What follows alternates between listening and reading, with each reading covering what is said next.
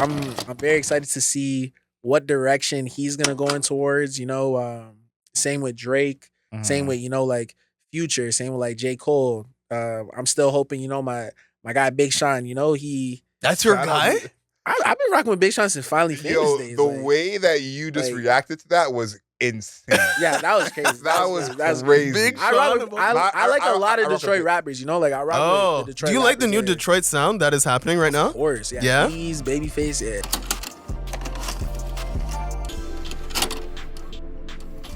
Welcome back, everybody. It's Sound Bites, the part of the album of podcast where we're talking about the music, the culture, the internet, and our first ever guest, SheelovesKP, Kyle.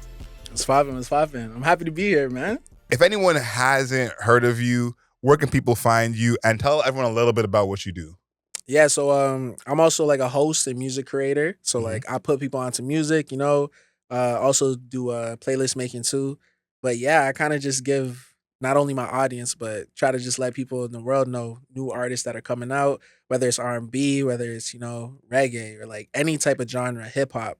But it's mainly R&B and hip hop. Mhm. But yeah, just putting people onto, new music. So definitely you can check me out on TikTok, Instagram, SheelovesKP, she with 2 E's. That's where I'm at. We're here talking about things that happened this year, breaking down and just like reminiscing, Mhm. reflecting, figuring out what the hell just happened in this year when it comes to music. So we're here again with our guest, SheelovesKP, Kyle. It's great to have you, man. Thank you. I feel like this is definitely, a long time coming. Talking about what happened in 2024. So man, happy to be here. Yeah. Yeah, it's been a good year for some and a rough year for others. I Yeah, think exactly. obviously where to start is with Drake and Kendrick. Mhm. Yeah. It's funny because now we're in the aftermath of it. Technically, it's over with, so we can look back at everything a little bit differently. But I want to know where you were at, kind of at the beginning of it, because there's almost two beginnings in a sense. There's the kind of leak of that record, which became like that, Yeah. which we didn't know Kendrick was on. But it was like, okay, when's it gonna drop? When's it gonna drop? Mhm. Travis Scott is hyping it up at Rolling Loud. Future and Metro are playing it in the club. And then, preceding that was First Person Shooter, Mhm. when Drake and J. Cole were hugging on stage, hugging in the music video, which feels like a million years ago now. But do you remember where you were when Like That dropped and kind of like, what you were thinking was happening? Honestly, so I'm a huge Future fan. Like seeing the whole marketing like behind We Don't Trust You and everything, like I was super hyped for it because I'm like, anytime Future drops, I'm just like, yeah. This is like the only tape I'm listening to for like a whole month straight or probably Okay. like the whole year straight. So yeah, the tape dropped. I think it was at midnight. I was probably running like 2K with the homies too, And I was like, yeah, I gotta take in this tape. So I'm just like, you know what? Stop playing 2K. I'm listening to the tape from beginning to end. And I heard Like That. And I'm also on Instagram because I'm just seeing how, social media's going crazy right Reacting, now. Everyone's yeah. just saying like Kendrick did this, Kendrick did that. So, I think Cinderella came and then maybe it was like that right after. So, Future's doing his thing, he's doing his flow. Then I hear Kendrick, he's saying what he's saying. And then all I'm hearing is like after Big 3, it's just Big Me. And I'm just like, whoa, like I was not expecting that, Mm. So then I was just like, yeah, something's about to happen in, the whole music realm. So yeah, that caught me off guard and stuff. Yeah, it reminded me, you know what it really reminded me of? Control. When Kendrick Lamar was Yeah. featured on Control, it was like, oh, he's rapping, and then he was like, Drake, J. Cole, like, Yep. Rocky's like, he's naming people. I'm trying to steal everybody's fans. Yeah. When Like That happened, it was like, oh, okay, this is a cool verse. He's like, fuck the Big 3, it's just me. We're like, wait, hold on a second. This is different right now, man. Like, I can't believe this is happening.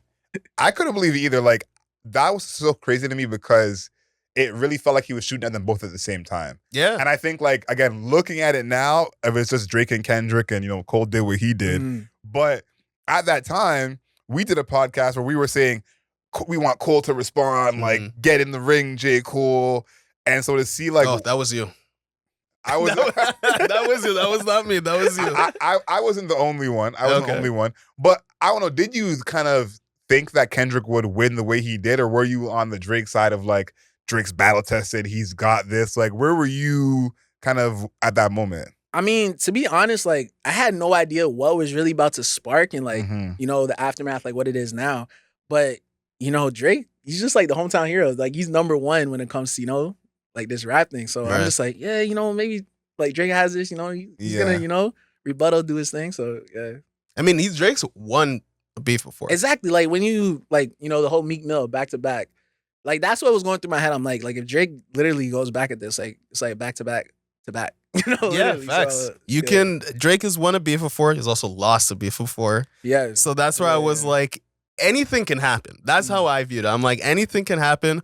As hip hop culture, hip hop fans, we have been waiting for this moment though. Exactly. For years. True. Yeah. For years and years, we're like, it's Nas and Jay-Z. Like, we're just waiting for the collision course to happen where the two people at the pinnacle finally, you know, it's like Manny Pacquiao versus Floyd Mayweather type of deal.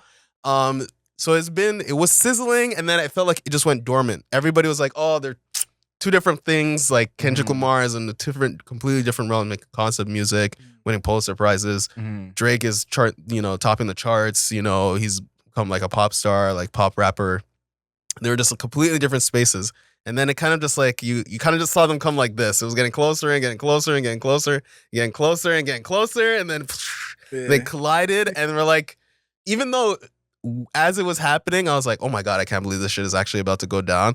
In the back of my head, I'm like, yes, there we go. We've been waiting for this moment.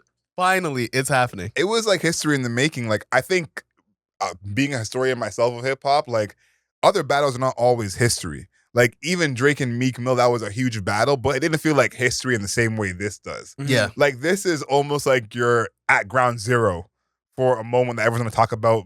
Like when they do the 100 years of hip hop, they're gonna talk about this. Absolutely. Yeah, definitely. So like seeing that like live firsthand, because I grew up in an era where I don't remember the Jay and Nas beef like verbatim. You know, I remember like my old heads talking about it and telling me, but that's kind of secondhand. This is where we're firsthand. We can see what's going on. My favorite part looking back, because I'm a huge fan of them both. So for me, I was like, I get to win no matter who wins. Yeah, you know, it's a win for for me sure. regardless. Yeah. But my favorite part was that like whatever it was, countdown 8 days, 18 days, when Drake was begging Kendrick to come outside. Drop. That like, how do you think about that now when it's like we know what happened, but it felt like, what was it, 2 weeks, 3 weeks when Drake dropped push-ups and he was just kind of baiting Kendrick to come back. Like, how do you feel about that now that we saw what happened? You know, it's so funny. So like, I really didn't like how the whole push-ups things got leaked, because I feel like it would have been way bigger if it didn't get leaked. True. That was like one of my like biggest issues, because that kind of got me like a little upset. But it's also funny because like when Drake also did what was it? He did the AI Tailor-made, with Snoop and like Tupac. Tupac, Bro, I thought that was one of like the most creative things ever. Really? I thought it was really creative, you know? But then again, I understand the backlash to it, you know?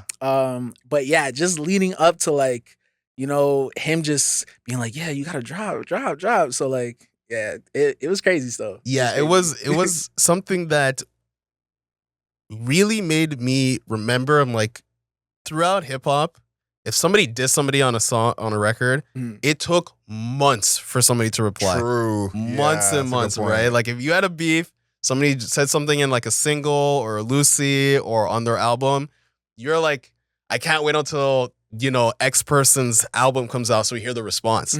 But then we were, you know, when Drake and Kendrick were going back and forth, we were talking about, oh, I can't believe it's been 2 weeks. Like, I can't believe we're waiting 2 weeks. You know, like it's been 2 weeks and Kendrick hasn't replied. He's not going to reply. Yeah. And then when Kendrick, my favorite thing about that, one of my favorite things, maybe my favorite thing about that entire beef is that you can even look back on it now.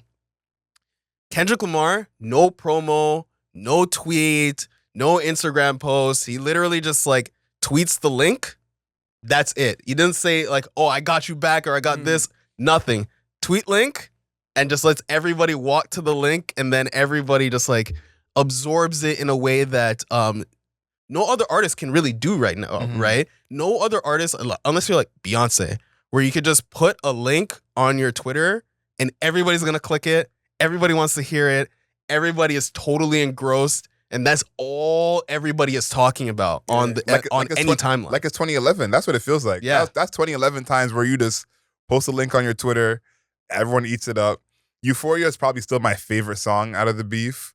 Yeah? Yeah. Euphoria, like, I remember at the time, I think it came out either the day we recorded or the day before we recorded. Mhm. So it wasn't out for that long. And we were like, does it have replay value? Oh, Like, yeah. all that kind of stuff. That's the Kendrick Chris. Does it have replay value? And I think now looking back at it, I look at the whole thing with J. Cole stepping out so differently because we kind of all thought, okay, we know where Kendrick's gonna go with this. He's gonna make accusations at Drake about, you know, dealing with younger women. Mm-hmm. And we thought, will that still stick if we are seeing it coming? Spoiler Clearly. alert, super stuck. Yeah. But I think that from where J. Cole's coming from, if you are thinking there's going to be these accusations on both sides of Kendrick being accused of being an abuser, Drake being accused of being a pedophile, you would think that would go worse than it did for both of them. And True. I think like right now, public perception is kind of like the only bad part of it. But Drake was still the most streamed artist, a streamed rapper on Spotify for the entire year. Yeah. Kendrick got the Super Bowl. Yeah. Drake is doing a collab with the NFL. That's coming Really? out on Friday. Yeah. He's doing an OVO and an NFL collab. So So it's like, I understand in J. Cole's mind, if you tell me beforehand, you're going to accuse this guy being a pedophile, this guy being an abuser, you're not going to think they're both going to like still have a full career and it's going to be fine. You know what I mean? So that's the part that I've been thinking of now is like, we're just like, we saw it, so we're used to it. But that's the part when I look at when J. Cole took his diss back. That's what I think of, like, if J. Cole had the foresight, maybe someone told him, Schoolboy Q apparently, maybe Drake himself, and they say, I'm going to call Kendrick an abuser and I'm going to call Drake a pedophile. I can understand J. Cole saying, okay, I'm out. like, you know, I'm not even trying to be in this, you know? I wouldn't think to myself, if you call Kendrick an abuser, he's going to get the Super Bowl right after that. You know, that doesn't really add up to me. So I understand it now. What were you thinking at the time when J. Cole put out 7 Minute Drill, put out My Delete Later, and then basically immediately took it all back? You know, it was funny. First of all, I really did like that tape. That tape was like surprisingly. that was in his top 10. Yeah, I really rocked with it heavy. Number 5. but yeah, like when J. Cole did that, and then what was it? Like a couple days later, like a week later, he's just like he had the concert, and he was just like, yeah, yo, like he really didn't want to, you know, have the record out no more. I respected it, but at the same time, it's just like it's like, you know, it's not hip hop culture. You know, like I've never seen something like that. I personally think he just should have left it. Like leave it out and just don't reply back to Kendrick. That's would have made more. That would have been okay with me. Don't reply. You leave the record out, and when Kendrick says something back to you, you just don't reply. But the thing is, like, I even understand it more because J. Cole and Kendrick, they do have history together. Like there was supposed to be a time where, like, I think they were even supposed to drop a collaborated tape. Yes, dude. You know? And J. Cole wanted to sign him too. Exactly, that too. So that's when I was just like, okay, yeah, I kind of understand what J. Cole's like saying right now, what he's trying to stand for. And at the end of the day, you know, like, even though he knows a lot about the hip hop culture, he doesn't want to have bad blood with Kendrick. Yeah, so, I think as an adult, like the thing is, it's like you can divorce yourself. You're like, as an adult, I respect J. Cole and what he did makes total sense to me. I get it. Okay. But this is hip hop. And I know that sounds like it sounds dumb. It sounds kind of stupid to say that, but it is hip hop. Hip hop is a battle culture. It's 1v1 or one versus the world, right? And for you to be in the 1v1, and you'd be like, guys, I'm gonna become part of the audience. This is a little bit too heavy for me. That to me just showed like everybody here is dedicated to the craft. Everybody here is dedicated to the culture and everything, you know, and what we're doing. But that showed me, I'm like, you're not as dedicated as you really said that you were. You're not as dedicated as you said you were. That's a good point. But I think why I mentioned history at the top of this is like we saw history made in the way that like that's what it takes to win a battle. Like they accuse each other of crimes.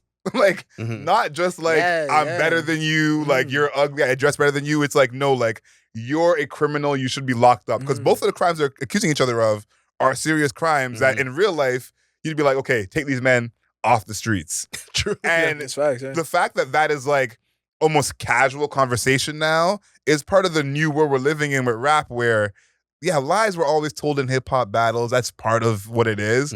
But the fact that someone can call someone an abuser or a pedophile and it kind of like is swept under the rug, that was never in hip hop before. That was not a part of the culture before. So to me, I think them bringing that into this culture is something that we're like, it's still fresh because we're still caught in the morass of it's still fun right now. Kendrick's on top. GNX just came out. But I think, a couple of years from now, when whatever the next big battle happens or someone else tries to do the same thing, it's like this is now in the culture where you have to accuse someone of a crime, or expose their deepest secrets to win a battle. That was a big deal. It's like trying to expose people. That was like one of the biggest things. Everybody's like, who has the darkest dirt? Who has like the deepest dirt? How do I know the skeletons in the closet? If I press this red button, everything blows up. Everybody was going for like these secrets. They're trying to expose each other. But one thing I do want to focus on is kind of like going forward from this. Because what I do like that Kendrick created is that he's now has the top spot. His tour is going to be the biggest tour. He has the biggest album. He's undisputed number one in hip hop. If you want to be number one, you have to come at Kendrick. That's just, it feels like what the rules are now. Yeah. Like, you can't just be on your own side mission and like be successful. That's not going to cut it. You know what I mean? So I think that's a big part of hip hop that's changed almost forever is if you want to consider yourself the number one guy, you have to get at the number one guy. I don't know if that was the case before where you could just kind of like rise to the top organically and become number one, where now someone has to really come at Kendrick. Do you see someone that could do that in the near future at all? Because it doesn't feel like there's anyone right now, but it feels like that's what you have to do. Like if you don't like get at Kendrick, you can't call yourself number one. I know what you mean. Like, for example, it's like, like WWE. When he has the belt. Heavyweight. Yeah, he has like the belt right now. He's wearing it on the cover. I was even thinking, I'm like, if you watch anime, he's like, this is like Afro Samurai. He's wearing the number one headband. Exactly. Yeah. That's exactly what it is. It's exactly what it is. He's wearing the number one headband, or even the number two, because the number two, anybody can challenge the number two. But in this analogy, he's wearing the number one, right? And he's like, who can even get near me? Who dares to wear number two and challenge me? I think he is at that level now where it's like he's number one, walking around, untouchable. Only the number two, and we don't even know who the number two is right now. Like, he dismantled number two. He tore him to shreds. Yeah, right? It's like, I don't see Future doing it. Yeah. I don't see Travis Scott doing it. I don't see Tyler, the Creator, doing it. I know. And Tyler, the Creator, doesn't even want to. He's like, I'm the second big. He said it on Chromacopia. He's like, I'm the second biggest out of LA, right? Out of me and Kenny is me number two. So there's even a person that is even trying to. There's not even a person. But it's still gotta be Drake though. And that's where I'm kind of leading us to is like, I do think in a way Drake is gonna try and come back. Like, I don't know what that even looks like. That's like facts above my pay grade. I don't even know what that looks like. But I thought of it because the spot that Kendrick is in now, Drake has been in for years. And so like the feeling we feel for Kendrick right now of like, he's the man, like Drake has been there so long, it doesn't have that same feeling. And so it's like, think about how excited we are for Kendrick as hip hop fans of like, he's taking over, he's the guy. Like Drake has had that for so long that we don't feel that same renewed energy when it's like, okay, 8th year as the number one guy, like another big tour, you know what I mean? Like, yeah. And it's like, this is the first time in years where it's a new person here. And now we're kind of getting to feel it for the first time as fans of like, this is what it feels when someone who's not Drake has an undisputed number one spot. Yeah, that's true. Yeah, that's true. I think one thing that I think we're going to get to see about Drake now, underdog Drake. Drake has been on the pinnacle seriously for like 10 years, like genuinely, right? There's been people who came and like, were like, let's say even. Kind of like LeBron and Steph Curry. Yeah, right? Even that, or if you're a soccer fan, it's like Bayern Munich and like Leverkusen or something like that. Right? Yeah. Right? So he has been Bayern Munich. He's been LeBron, right? Where I'm just here, like some people, they rise past me, a blip. 1 year, Fetty Wap is hot. Sweet. I'm happy for Fetty Wap. I'm happy for Fetty Wap, but we all know I'm better than, I'm more serious than Fetty Wap is. And then, we'll have some blips. Playboy Cardi having a serious moment in the 2020, right? So yeah, you started the year hot. Exactly. Yeah, you started the year hot. So now Drake can't think of it unless you're delusional. Underdog Drake is some of the best Drake though. Like I'll say this as a person who listens to a lot of Drake. Like Underdog Drake was maybe some of his prime records. So there maybe something there. I think it's funny you talk about underdog Drake. That's like part of him suing UMG and Kendrick. I think optically it looks like a bad move. Like, I think people are not high on that. What are your thoughts on seeing that Kendrick is suing UMG for what they did about Not Like Us? Drake. I understand like where Drake is coming from. I did not even see it coming because I was just like, whoa, like when you're just seeing the reports all over like on social media, like, is this even real, you know? Yeah. Yeah, I don't know. It was just, it caught me by surprise still. I can't even lie. Literally. Yeah. Also, not very hip hop. Why? I feel like I've become that person, even though I am not that person in real life where I'm like, that's not real hip hop. I'm never that person. I'm very inclusive of hip hop's just like what people do in hip hop. But I'm seeing some shit right now. I'm like, this is not hip hop, bro. You are not suing people in rap battles. You're not backing out of the rap battle. This is not hip hop. What are we doing? I'm very interested to see how this goes because I think this lawsuit could have like huge implications on the whole music industry. True. Mm-hmm. Yeah, that's true. And I think Drake is like the one guy who he'll be fine regardless. So it kind of makes sense for him to do it. It's like when Taylor had her whole thing with Scooter Braun and she recorded a bunch of her albums. Oh, yeah. It's like Taylor's the one to do that because she's going to be fine regardless. Yeah, that's true. And I think Drake is in the same way in this spot of like, no matter how this lawsuit goes, Drake is not going to have to worry about paying his rent. You know, like he's going to be fine regardless. And I think like we saw a bit of it with a TikTok UMG thing where UMG couldn't be used. The music can be used on TikTok. You're big in music on TikTok. Like that's like your whole thing.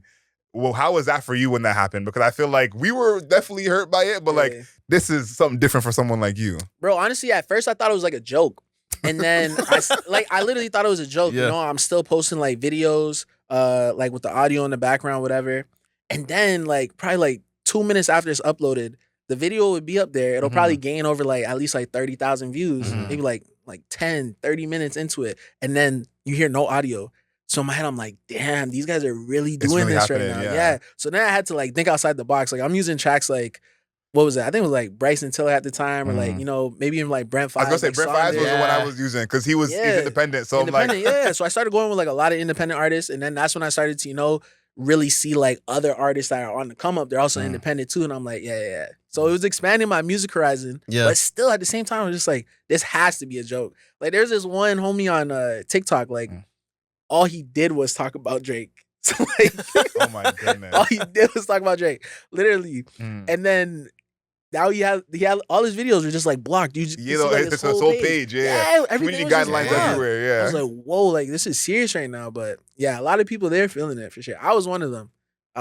Especially like a lot of people who were probably like dancers. I could just imagine like, how it was. Yeah, I never even thought about that. Yeah, people who are dancing to music now, you're just like, you know, the inflatable man and just like in the middle of a blank screen or just like a mute screen. That's a power move though. I gotta say from TikTok, that's an absolute power move. Because think about TikTok started as Musically, like everyone knows that. So for them to just turn their back on UMG completely and being like, we don't need y'all is crazy because I think there's a lot of apps we know that would never in their wildest dreams do that. So TikTok has a power move of like, listen, no, we have the power here. We do what we want. I really I'm wondering how that changes with like this whole lawsuit and, you know, the fake streams and the fake views. Yeah, that's true. Because I think as well, like what is part of that lawsuit is them pumping up Not Like Us, which anyone who's in the music industry, like we know that's part of the game. Like it's pay for play.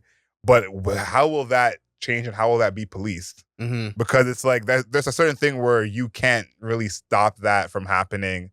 If artists have their own money, labels have their own money. So I'm interested to see how this goes going forward because I think they did do what Drake said they did. Like, I don't think that's a question of like if they're guilty or not. It's what will be the settlement, what will be the repercussions, will rules change? Yeah. Will the actual social media change? Like, that's what I want to see. Yeah, I think there's two things. I want to ask you a question because you said something that sparked me. But when it comes to the Drake and like UMG, it's kind of like burning down in the house that you live inside of because I feel that 100%. Everybody gets that boost. Like they're maybe not 100%, but if you're a Drake, a Sabrina Carpenter, you're Olivia Rodrigo, if you're Taylor Swift, if you're Kendrick Lamar, you know, we're talking about like the one name people, right? Kendrick, Taylor, Drake, you know, all these type of people. Adele. Mm. Adele might not even get it. She might just do it off the strength because she's Adele. Yeah, Adele's different. Adele's Yeah. different. But they all get that push. So I'm like, if you're gonna sue the company that is giving everybody the push, you're also affected by that. So I don't even understand who is benefiting because everybody's getting burned in the house. I think we're gonna see how that really goes. We did our review of Friday Night Lights last week. Okay, cool. And the least streamed song on Spotify is In the Morning, which we know makes no sense because that's really, you know, Yeah, but that's the exact reaction we had. But it's like that's part of what's happening where it's like I think that there's a battle between Drake and UMG, and I saw this theory online, which I'm gonna just walk with me here. Okay, we're gonna land this. Okay. The rumors that Drake is asking for $1 billion and stake in UMG. His last deal was $400 million. Mm-hmm. I know you guys have seen that online where Drake's catalog is worth more than the 70s, 80s, and 90s combined in streaming. And so, you know, $1 billion is kind of makes sense for Drake, who's one of the biggest streaming artists of all time. Now, people are saying UMG doesn't want to give him that money because that sets a precedent for even lower artists. Right. That an artist who's not at Drake level may come in and ask for 250 or 100 mil when only Drake is really getting those kind of deals. And so why this is important is because, you know, pushing Kendrick's song, which hurts Drake's image, helps them in terms of, you know, negotiating against Drake. And the hope is that his image can be damaged enough that he can't ask for $1 billion. But what's part of this is, you guys know 100 Gigs. He was dropping all those songs on Instagram. A lot of those songs have more plays on Instagram than they do on streaming, which really does not make any sense in totality. Yeah. But it's like that is part of the battle where it's like if we can have these actual stats to show that you're declining or you're not as popular anymore, maybe we can not have to give you as much money. Mm-hmm. But seeing this song still do well on Instagram and have whatever 10 million plays in the week, we see the proof of concept of, oh no, still just as popular, just the games are being played. So I think there's something there where it's like, again, if Drake gets $1 billion deal with, you know, UMG, that changes the whole game. You know what I mean? Yeah, like, that's crazy. You know, Future is asking for 200. Kendrick is asking for 500. So in a sense, I do understand it, but I just want to throw that out there in the comments. Let us know what you guys think. Is there any validity to this? Put your tinfoil hat on with me. I know. Walk with me here. We'll see if this makes sense. But I want to hear your question for Kyle. Yeah, there was something you said, like the UMG artists, like then you had to like really find other artists. I was just so curious. I'm like, who are the other people that you're like, okay, Drake's not available to me. Let me listen to, you said Brent Faiyaz, but I'm like, who else was like in the space for you? Yeah, so around that time, I was really like, I was still doing, you know, like toxic lyrics, probably, you know, like lip syncing. You're the king. Well, I would say not the king of toxicity, maybe the prince of toxicity. Probably, right. Yeah. Probably, This guy said Future, Brent Faiyaz, The Weeknd. But no, Brent Faiyaz, like he was definitely one of them. And then yeah, you know, TikTok was really big on just finding like a lot of people really came up where they're at now because of TikTok, you know, especially when it comes to music. Like TikTok's probably like one of the biggest platforms to find a new artist. Absolutely. Like, oh yeah, yo, I'm rocking with this. Like, so he was one artist. I'm trying to think who else. There was like O'Deal. He was from like O'Deal, UK. yeah. Okay. Cash Page a lot too. Big shout out Cash Page. Who else I had? Cash Page, one of the first people that we ever reviewed. I think we're on our third or fourth review, something like that. Yeah. We were early on Cash Page. Her, who else? Chase Shakur, he's from Atlanta. Okay. Also on American Idol. Mm-hmm. Wow, okay. No, he didn't do it. I don't think he did American Idol. It's like a little video game. Little video game. The comments were going crazy. They're like, "Are you serious right now?" Yeah. Don't come in. I'm trying to think who else. Yeah, that's all I could think of right now. But like, bro, it was just tricky because like even sometimes I would like think of like old school artists too. Try to, you know, play it and then get taken down. Damn, like this ain't even working. You know? I know.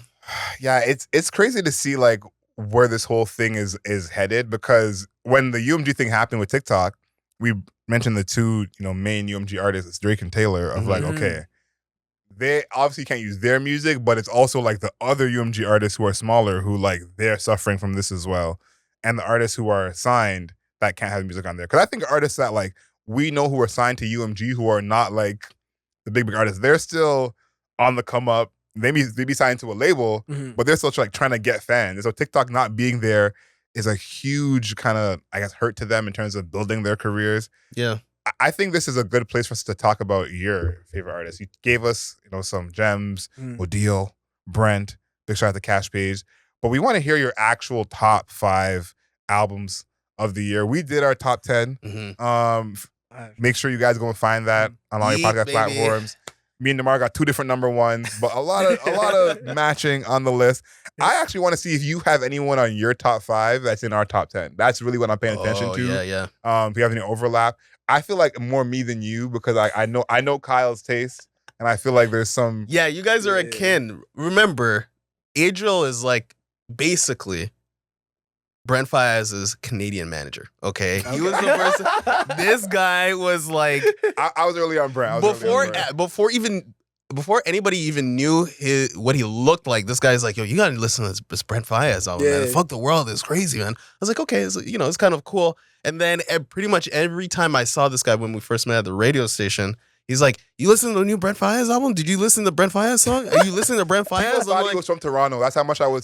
Really? Yeah. Like I pull up on Brent. Yeah. So from Lost. So to go from that, Adriel, Toxic King at heart. Me, The Weeknd is my favorite artist, actually. Okay. Many people know this, but yeah, The Weeknd is my favorite artist. So we had a kinship in toxicity. Okay. You allegedly. Everybody who's listening to this pod or watching this pod knows Kyle. I wouldn't say he dabbles. That's not true. This guy jumps into the fucking pool of toxicity. He's like, let me hear the best toxic song that came out this year, the best toxic song that came out this month. Who's the best toxic song released by a woman this year? Kyle is aware. He knows everything. So I'm curious of this guy's top 5. I'm like, how toxic is the top 5 really? Yeah, let's hear it. So what is the top 5? Do you have a top 5? Give us your number 5. I do have a top 5 albums that I really, really rocked with this year. But when it comes to, the toxic songs, albums, I really got to, break that down. Like there was a lot. But for the best albums, this is in no particular order. Okay. I'm gonna go with Party Next Door P4. Yeah, I saw right that there. One. I saw that one. That's it. See, yeah. Already started the toxicity. Of course, Future. We Don't Trust You. Yeah, we both have that. 2 for 2. 10. Yeah. Okay. This one was a late release, but I love this tape. Leon Thomas Mutt. Oh my god, that was my number 3. Yeah, that's a big one. You're slipping, man. What else I got? I'm gonna say Isaiah Falls, Drugs and Lullabies. I just got put onto Isaiah Falls. Like, tell me about Isaiah Falls because I have not heard it, bro. My homie Jen, his page Jen Direct. Yeah. So he put up this video, this one song called Florida Baby, and it was Isaiah Falls. Huge tune. So I'm like, damn, like who is this guy? I'm listening to the record. I even did like a video too of like underrated artists you guys should definitely tap into. Video did really well on like IG. It had like over 1 million views. Isaiah Falls, like we tapped in on DMs. He's just like, yo, really appreciate pushing out the content. Really rock with the page too. And then he dropped the tape. So bro, I'm listening to this tape beginning to end, and it was phenomenal. Like it was like smooth R&B, but it was like smooth gangster R&B. Yeah. So like those are the type of vibes I was getting. I was surprised though, like, cause I tell you, I just got put on maybe like a month ago, maybe a little more than that. But like, I was like, how have I never heard of this guy? Yeah. Like, and same thing, like, heard that one song, went and heard the tape, and big shout out to Maddie for sending me all these tracks. I'm like, how is it even possible that I never heard of this person until now? I'm telling you. Because, he's on the level of the people you're naming. So that's big shout out to Isaiah Falls. Okay. But yeah, that was 4. The last one has to be Doechii. Doechii's tape. Okay. Doechii has I think Doechii has the best female rap album right now. I'm not mad at that. Yeah, I'm not mad at that too. I think Doechii is you know how people are talking about passing the torch and like who's coming after this big 3, blah blah blah.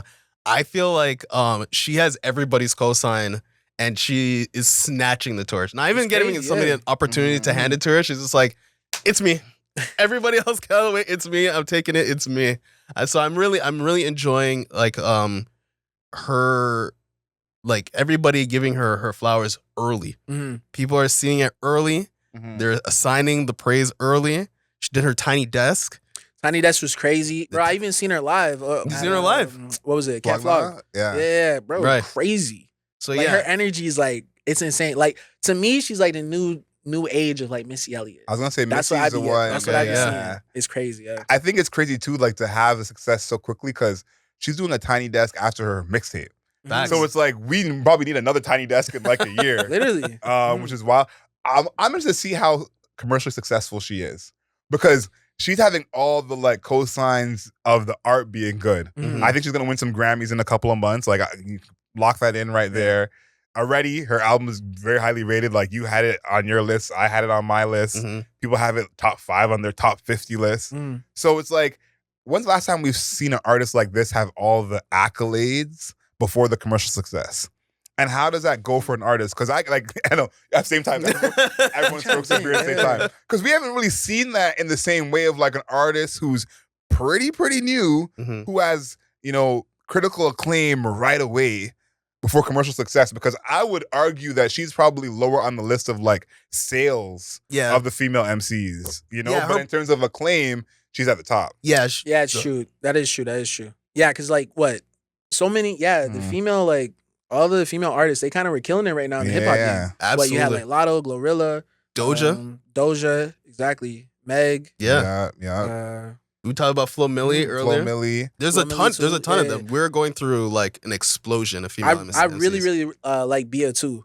Bia's nice. Bia's fire. Bia's Bia's nice. fire. Yeah, Bia's fire. But like, when have we seen this before? Like, can we think of another artist who had this kind of critical acclaim right away without the commercial success? Because I think like, I don't know how much numbers are going to matter going forward. Like, I think we're in a new age where numbers are mattering less and less as streaming gets more and more popular.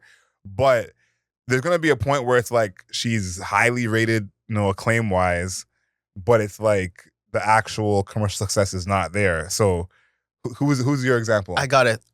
Little Sims. She has a contemporary. It's even somebody that exists right now. Oh, Little Sims is a good one. Little That is a Sims, good pick, yeah. who is super, like, anybody who's really tapped in, who listens to even, like, if you're a British hip-hop listener, you're like, Little Sims is, like, literally top of the pile.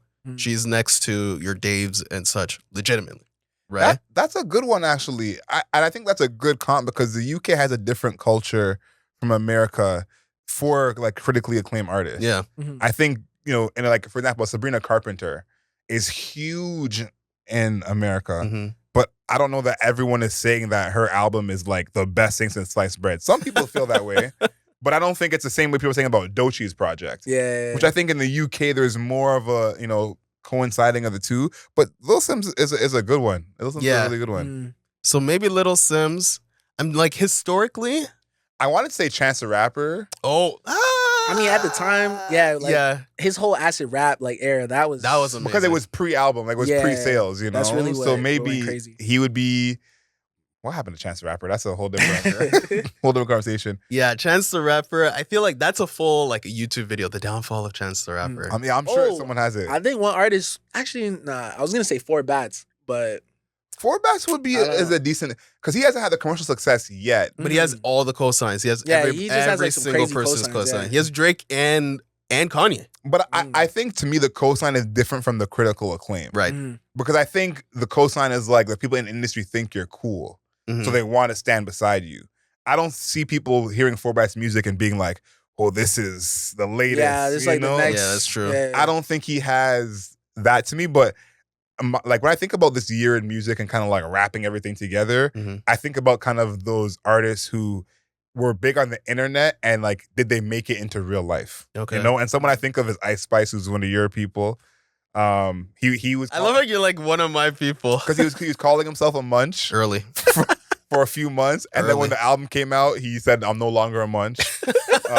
Fake fan. But I think of this is the year of those artists where you have those big moments online, and can you translate that into like a full-fledged career? Yeah. Is there anyone else in that mix for you guys who's like they had a big year online, some like viral moments? Like another person is Tommy Richmond. I was gonna say Tommy Richmond. Yeah. I you know what's crazy? I do think though that he's probably transitioning into like not Doechii level, but into like critical acclaim. Because recently I've been seeing a bunch of his videos online, his performances, and all the comments are positive, just loving him. Yeah, like he's a good performer too. So He's a good performer. I think that this is one where the internet may be hating on him, Mm. but the music heads in real life are like, no, he's the truth. But is there anyone else in that ilk of like they had a big year online, and it's like, will they kind of make it to be in person? You know who my person was for this? And I was vindicated. Mm-hmm. Pink Panthers. I was early. What do you mean? What? You don't like Pink Panthers? Oh. I mean, I do. I just don't. Oh, he doesn't like Pink Panthers. I do. You know, but I don't know. I just don't see the liftoff. Yeah, I don't think you're vindicated yet. I think you're still in the prove it zone. Okay. Like, This shows me. Well, this makes it even better for me. I think that she's a candidate. Okay. I think that she is super critically acclaimed. Mm-hmm. Every person who any website, any YouTube video, anybody, myself, are like, yo, Pink Panthers is dropping music that a lot of people wish that they could even do, right?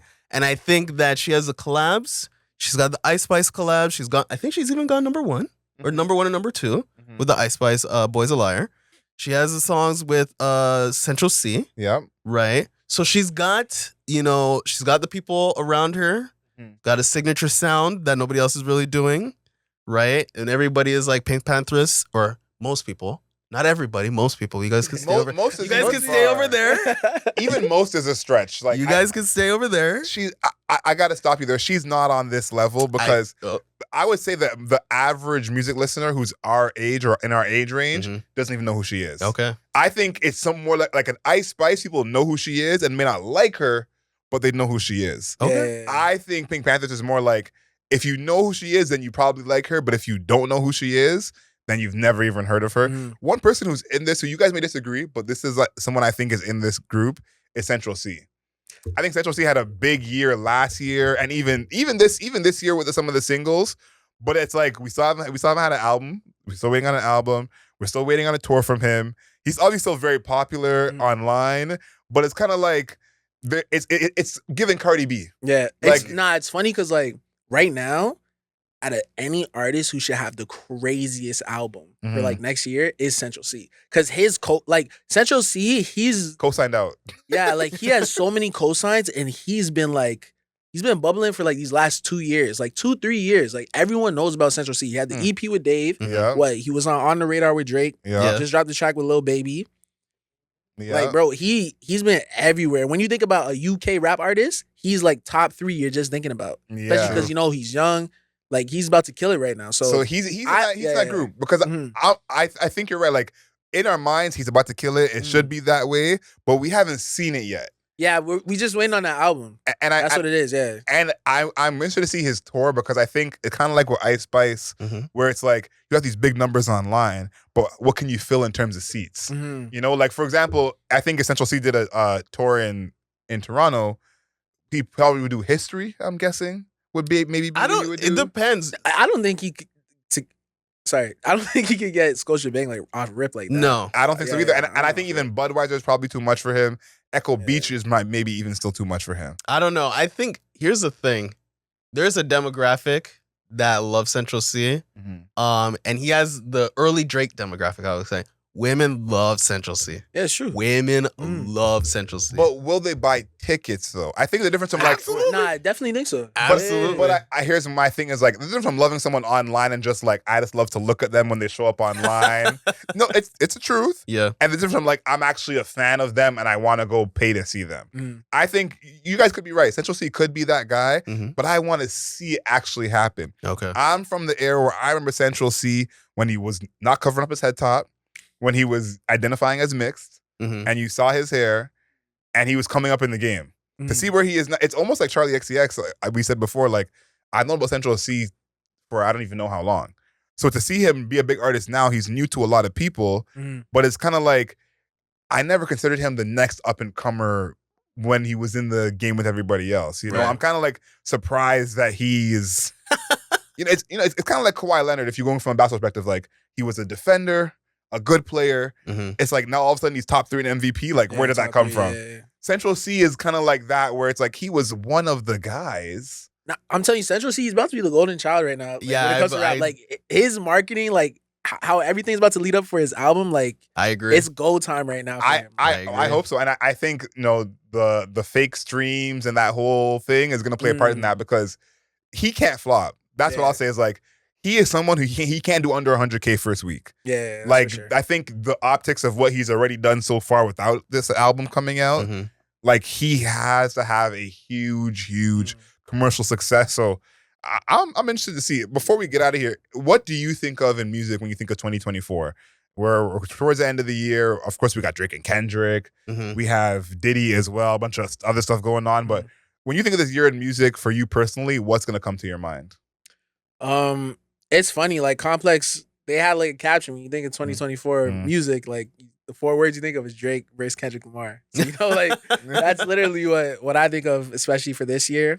But no, this year really was introduced to a lot of new artists. I was very happy. You know, 2024 gave us a lot new music. I think going into 2025, yeah, I don't know if anyone's gonna. Well, yeah, people are gonna try to take Kendrick's spot, but like right now he's top dog. So yeah. I'm very excited to see what direction he's gonna go in towards. Same with Drake.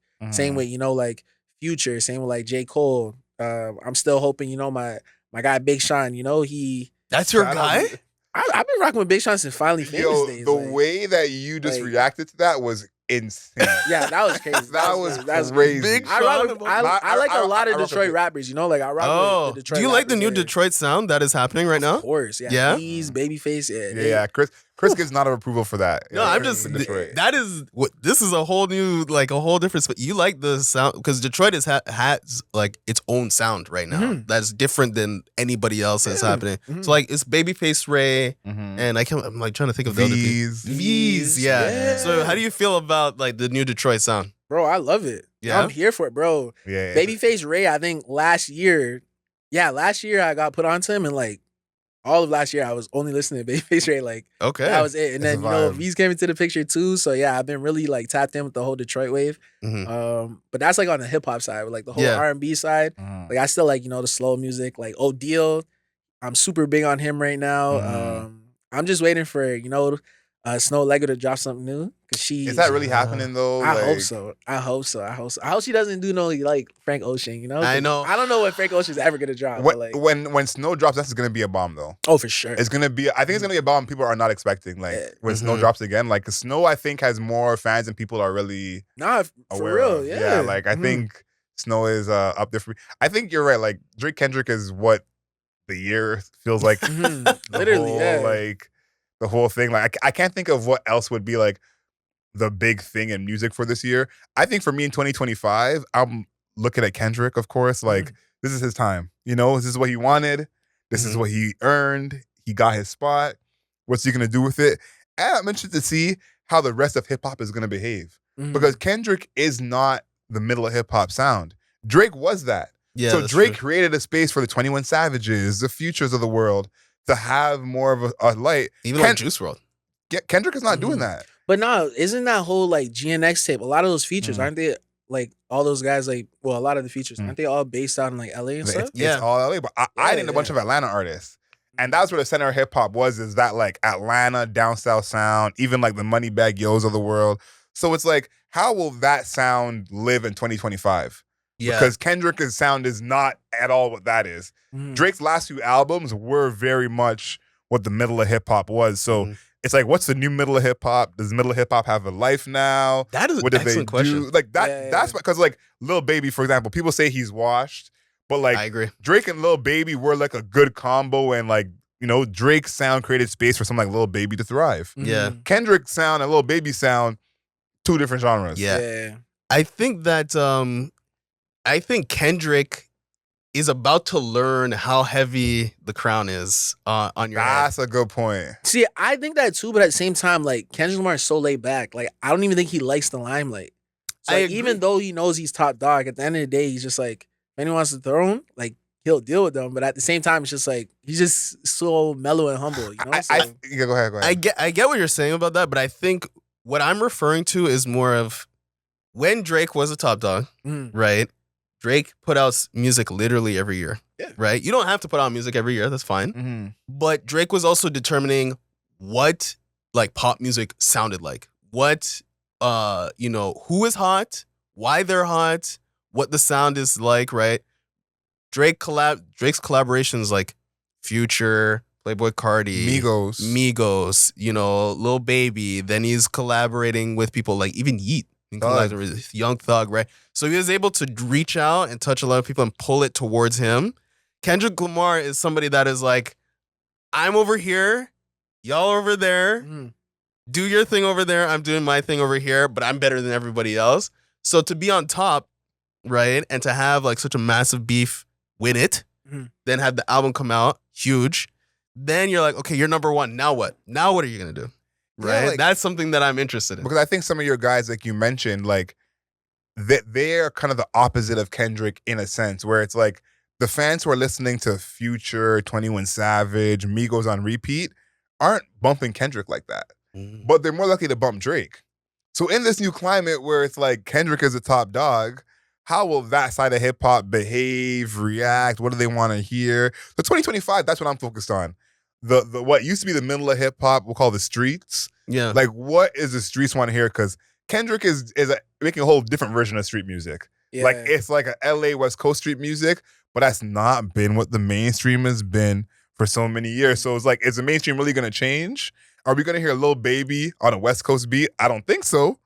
But it's been so different for all these years. So I'm curious. I want to see what everyone thinks as well. Like, are y'all walking with me on this? You guys think Kendrick is gonna kind of change it? Because Kendrick's trying to change the sound right now. That's what he's trying to do. But like another thing with like Drake, every year we know Drake is top dog because he wants to make sure, he's putting out like a tape or like even a project or even a song that just takes over the whole year, And you got him doing collabs with like Bad Bunny. You got him doing collabs with Sexy Red. Yeah. Like, do we even see like Kendrick Lamar stepping out doing like a Latin song or doing a reggaeton song? That's what I'm saying. I don't stuff see like that. Like, I don't even know either. I don't see, and I think as well, you brought up a great point of like Drake always making sure he's still around. Like we did a review, which we almost never do now, of a 2-pack. Yeah. When it was Lemon Pepper Freestyle and what was the other song? Not Money in the Grave, Wants and Needs. Yeah. And it's like, think about how big Wants and Needs was for that amount of time. That's a Lucy. That's not on anything. Money in the Grave the same way. It's like, that's the Drake effect of, it's just the middle of whatever month, I put out 2 songs and you hear these songs everywhere you go. Exactly, yeah. It's like, that is a different kind of energy than what Kendrick is. So I think that's really, one of the things I'm curious to see going forward. Wait, I gotta say, the thing I'm looking forward to for next year is, I think, this is what I think is gonna happen. Kendrick Lamar, again, very private person. This is the most work he's done in quick succession ever, basically, since like Overly Dedicated, right? He had this album, GNX, The Beef, and then 2 years ago, it was just 2 years ago, it was Mr. Morale. Yeah. Right? So he's been active. Before Mr. Morale was Damn. Right? He was dormant. Wasn't that like 2017 too? Exactly. 2018, yeah. 2018, yeah. Right? So that's a long period of time. So moving into 2025, which version are we at? Which era? Are we in a new era where Kendrick Lamar actually is active? Dropping stuff all the time. Active Kendrick before though. That's kind of my point. We've seen active Kendrick, but not active Kendrick being number one, because that changes things. I know.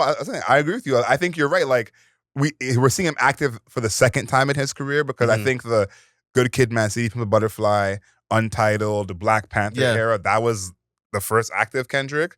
But this is number one active Kendrick. So you're right. How is that even gonna? What does that even look like? Is he going to, my thing is the collabs. Like you were mentioning, who does he collab with? Because collaboration is like a big part of hip hop right now. There was a time where, I'm talking about like the 2000s, where like Outkast was not making music with Jay-Z, right? Even though they existed at the exact same time.